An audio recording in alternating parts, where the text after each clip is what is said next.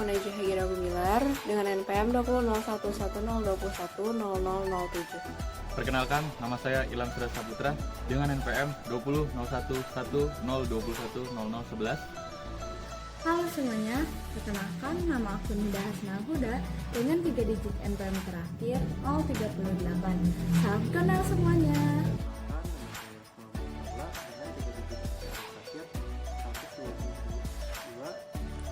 Khairun Nisa Sri Banumati dengan NPM terakhir 124. Halo, perkenalkan nama saya Niken Nabilah dengan NPM 20.01.021.0125. Perkenalkan, nama saya Rizky Fandi dengan NPM 20.01.10.0201.0249. Pada tipe kandang yang digunakan yaitu open house, lalu ternak yang dipelihara yaitu ayam petelur tipe Lohman kode 024 Platinum.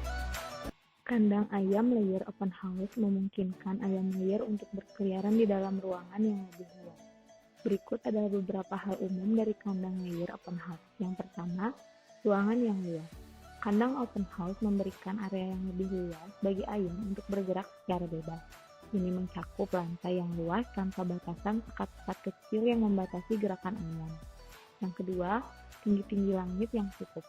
Kandang ini memiliki langit-langit yang cukup tinggi, yang memberikan ruang untuk ayam layer berjalan, melompat, atau beristirahat di tempat yang lebih tinggi.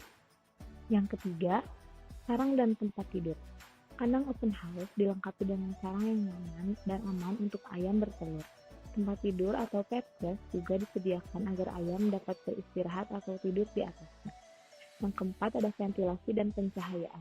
Sistem ventilasi yang baik sangat penting dalam kandang open house untuk menjaga suhu dan kelembapan yang sesuai. Pencahayaan yang memadai juga penting untuk membantu siklus reproduksi dan produktivitas ayam. Yang kelima, perlindungan dari predator. Meskipun kandang ayam open house memberikan kebebasan gerakan kepada ayam, perlindungan terhadap predator tetap menjadi pertimbangan penting. Kandang harus dirancang dengan sistem pengamanan yang memadai untuk mencegah akses masuk predator. Yang keenam, sistem pakan dan air. Area pakan dan minum yang mudah diakses harus tersedia di seluruh kandang untuk memastikan ayam memiliki akses yang mudah dan cukup ke sumber makanan air bersih. Ketujuh, kebersihan dan pengelolaan limbah. Kandang open house memerlukan perhatian khusus terhadap kebersihan dan pengelolaan limbah. Sistem pengelolaan limbah yang baik harus dipasang untuk menghindari penumpukan kotoran dan menjaga kebersihan kandang. Selanjutnya ada persiapan kandang sebelum chicken. Meliputi kandang dibersihkan menggunakan desinfektan dan dilakukan fumigasi. Setelah itu, kandang diistirahatkan selama 1 minggu sebelum chicken. Manajemen pemberian pakan dan air. Pemberian pakan pada fase starter ini sebaiknya dilakukan secara ad libitum atau sedikit-sedikit dan terus-menerus dengan cara ditebar maupun menggunakan tempat pakan hingga ayam berumur kurang lebih 1 bulan. Hal ini dilakukan supaya merangsang selera makan ayam sehingga mencapai target konsumsi pakan dan bobot badannya. Pemberian air, ayam mampu bertahan selama 15-20 hari tanpa makanan, tetapi jika tidak diberikan air selama 2-3 hari, ayam tersebut akan mati. Dan ayam ras petelur membutuhkan air sebanyak 60-85% di dalam tubuhnya. Selanjutnya ada manajemen brooding. Periode brooding adalah periode awal saat ayam baru datang. Biasanya berlangsung selama 2 minggu. Bisa ditambah sesuai iklim di lingkungan kandang. Dan pada periode brooding, ayam petelur membutuhkan suhu lingkungan yang lebih tinggi. Selanjutnya, ada manajemen vaksinasi dan pengobatan. Pemberian vaksin Medivac atau ND dan IB yang diberikan pada ayam petelur untuk mencegah penyakit dilakukan setiap 1,5 bulan sekali. Pemberiannya dilakukan secara injeksi.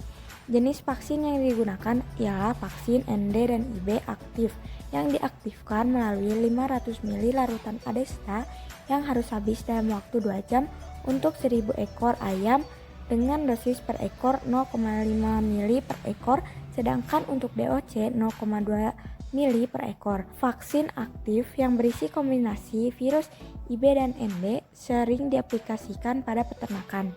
Selanjutnya ada kontrol nutrisi. Kontrol nutrisi bahan pakan dilakukan secara rutin saat bahan pakan datang ke peternakan maupun saat bahan pakan telah disimpan di gudang. Untuk bahan pakan yang mudah rusak seperti bekatul, kontrol kualitas dilakukan 1 minggu sekali. Harapannya nutrisi yang dibutuhkan untuk mendukung produktivitas ayam, baik petelur maupun pedaging, terpenuhi sehingga produktivitasnya tetap optimal. Manajemen sanitasi. Sebelum kandang digunakan, kandang harus disanitasi terlebih dahulu dengan melakukan fumigasi. Setelah proses fumigasi, DOC atau DOC tidak boleh langsung dimasukkan ke dalam kandang. Diperlukan waktu tunggu selama 24 jam. Selama waktu tersebut, perlu dilakukan pembersihan dinding dan lantai kandang serta penggantian alas atau bedding dengan yang baru. Jika menggunakan bedding seperti liter, kita bisa membalik liter yang di bawah ke atas atau menambahkan liter ke daerah yang basah. Namun jika menggunakan ruas-ruas bambu, sebelum digunakan, ruas-ruas tersebut haruslah dicuci terlebih dahulu dengan sabun. Selain itu, semua peralatan kandang seperti tempat minum dan tempat pakan juga perlu dicuci dengan bersih. Pengelolaan liter atau sekam yang sudah basah akan ditambah dengan yang baru atau dibalik dengan liter yang berada di bagian bawah. Pergantian liter dilakukan per 4 bulan sekali atau setelah panen dilakukan. Kedalaman normal liter berada antara 10 hingga 15 cm, namun dapat melebihi itu apabila terdapat penyakit dalam kandang. Liter yang berdebu dapat ditambahkan dengan net atau jaring-jaring sehingga mengurangi jumlah partikel debu yang terlepas ke udara. Hal ini penting untuk menjaga kualitas udara di dalam kandang agar tetap bersih dan mengurangi resiko masalah pernapasan pada ayam. Yang pertama ada manajemen pakan. Kandungan protein pada fase grower ini sebesar 16% dengan bentuk pakan berupa tepung. Bahan baku pakan masa grower ini bisa dikombinasikan antara mencampur bahan-bahan baku pakan sendiri, konsentrat grower yang ditambah jagung, maupun membeli pakan jadi. Ayam grower diberi pakan setiap pukul 8 pagi dan pukul 3 sore. Kemudian ada kontrol nutrisi. Untuk mendapatkan nilai produksi yang optimal, diperlukan kontrol nutrisi untuk memastikan kecukupan nutrisi yang didapatkan oleh ayam. Kebutuhan protein pada fase grower akan menurun antara 18-20%, sedangkan kebutuhan energi akan meningkat antara 2.900 sampai 3.200 kilokalori per kilogram. Yang ketiga ada bentuk dan mekanisme sangkar. Ayam pada fase grower biasanya ditempatkan pada kandang bateri. Kepadatan kandang grower adalah 15 kg per meter persegi, atau setara dengan 12-14 ekor per meter. Kepadatan kandang yang terlalu tinggi dapat menyebabkan peningkatan suhu dan kelembapan. Hal ini dapat mengganggu fungsi fisiologis tubuh ayam dan menyebabkan mortalitas. Yang keempat ada vaksin dan obat-obatan. Ayam pada umur 7 minggu diberikan vaksin inaktif Coriza melalui injeksi dan vaksin Volpox melalui tusuk sayap. Pada umur 9 minggu diberikan vaksin infeksius laringotrachetis melalui tetes mata, dan pada umur 11 minggu diberikan vaksin avian influenza melalui injeksi dan vaksin Newcastle disease serta infeksius bronkitis yang diberikan melalui air minum. Lalu yang kelima ada sanitasi. Sanitasi pada ayam grower dapat dilakukan dengan cara pembuangan kotoran ayam yang menumpuk di bawah kandang, pemberian batu kapur di bawah kandang supaya telur cacing dan bakteri tidak mudah berkembang, pencucian kandang dengan desinfektan maupun sabun, penyemprotan kandang, pembersihan tanaman pengganggu di sekitar kandang, dan pembersihan tempat pakan serta tempat minum. Ada manajemen pemberian pakan dan minum. Pemberian pakan dan minum dilakukan sebanyak 2 kali sehari pada pagi dan siang hari jam 8 dan jam 12 sebanyak 120 gram per hari per ekor dengan sistem point feed. Pakan didistribusikan secara merata dan dengan waktu yang sama. Kemudian ada manajemen vaksinasi dan obat-obatan. Vaksinasi merupakan langkah pencegahan serangan penyakit dengan menginduksi antibodi dari dalam tubuh ayam. Proses vaksinasi dilakukan dengan memasukkan agen penyakit yang telah dilemahkan agar dapat merangsang pembentukan sistem kekebalan atau antibodi terhadap suatu penyakit tertentu dengan dosis yang aman. Terbentuknya antibodi ini akan dapat meminimalkan risiko masuknya infeksi penyakit ke dalam tubuh ayam. Dan yang terakhir ada manajemen sanitasi. Sanitasi merupakan suatu penataan kebersihan yang bertujuan meningkatkan atau mempertahankan keadaan yang sehat bagi ternak, baik di dalam kandang maupun di sekitar komplek usaha peternakan. Sanitasi kandang yang dilakukan di peternakan meliputi pembersihan tempat pakan dan minum yang dilakukan setiap hari. Penyemprotan kandang yang dilakukan 1 minggu sekali, di mana penyemprotan kandang ini menggunakan disinfektan yang berfungsi untuk mengurangi populasi hewan, perantara cacing misalnya lalat, dan untuk mencegah timbulnya berbagai macam virus maupun bakteri yang lain. Sehingga itu penjagaan penyakit juga diberi obat cacing dengan dosis pencegahan yaitu diberikan 4-5 bulan sekali. Sanitasi kandang yang dilakukan di peternakan meliputi pembersihan tempat pakan, minum yang dilakukan setiap hari, penyemprotan kandang yang dilakukan 1 minggu sekali, di mana penyemprotan kandang ini menggunakan disinfektan yang berfungsi untuk mengurangi populasi hewan perantara cacing, misalnya lalat, dan untuk mencegah timbulnya berbagai macam virus maupun bakteri yang lain. Selain itu, pencegahan penyakit juga diberi obat cacing dengan dosis pencegahan yaitu diberikan 4-5 bulan sekali. Manajemen ayam layar pada masa afkir atau molting. Manajemen afkir ayam petelur melibatkan beberapa tahap penting. Tahap pertama disebut pra-afkir, melibatkan persiapan alat dan peralatan yang diperlukan seperti box ayam, timbangan, jaring pengangkut, alat hitung, dan alat tulis. Jika ayam akan dikirim menggunakan mobil, maka pemberian pakan bisa dikurangi untuk mengurangi beban kerja organ pencernaan. Tahap kedua adalah saat akhir, di mana mobil dan ayam yang akan dijual disemprot disinfektan. Hal ini bertujuan untuk menjaga kebersihan dan mencegah penyebaran penyakit.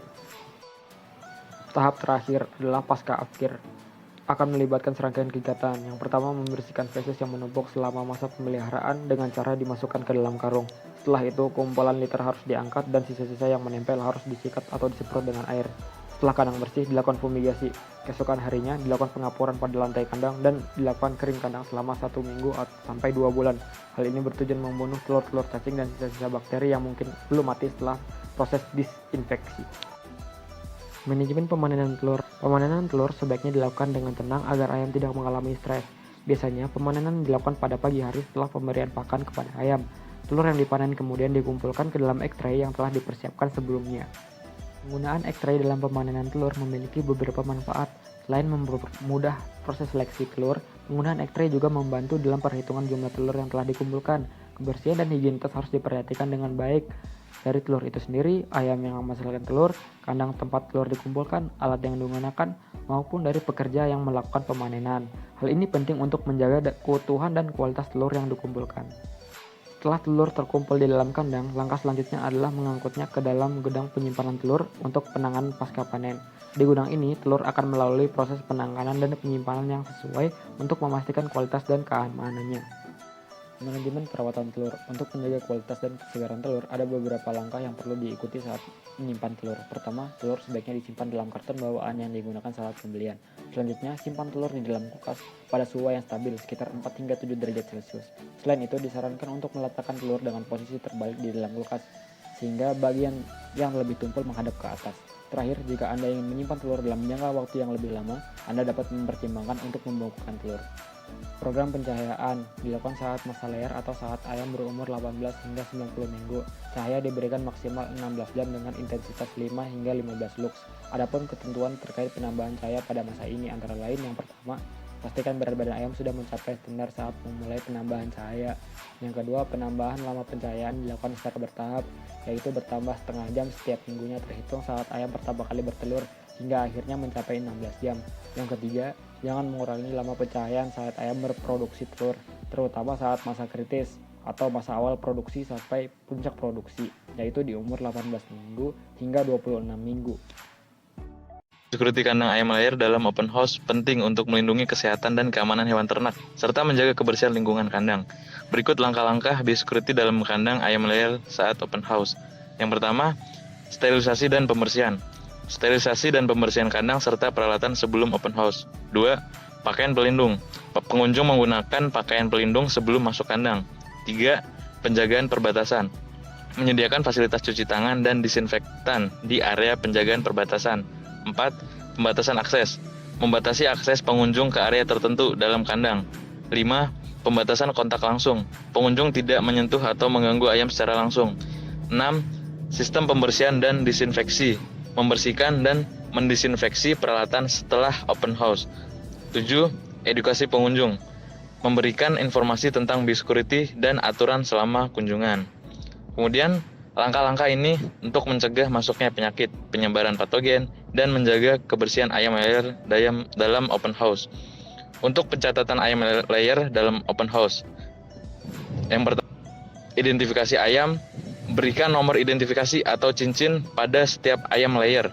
2. Pencatatan data umum, catat informasi tentang jenis ayam, umur, jenis kelamin, dan asal-usul. 3. Kesehatan ayam, catat tanda-tanda penyakit, cedera, atau perubahan kesehatan pada ayam. 4. Pemberian pakan, catat jenis, jumlah, dan frekuensi pemberian pakan. 5. Produksi telur, catat produksi telur harian, berat telur, dan telur cacat. 6. Pengamatan perilaku, catat perilaku mencari makan, beristirahat, minum, dan perilaku sosial dari ternak ayam tersebut. 7. Tindakan medis, catat jenis obat, dosis, frekuensi pengobatan, dan respon ayam. 8. Catatan pengunjung, catat jumlah pengunjung, pertanyaan, dan umpan balik. 9. Dokumentasi visual, ambil foto atau rekam video sebagai dokumentasi kegiatan. Simpan catatan dengan baik dan organisir untuk analisis dan pelaporan di masa depan.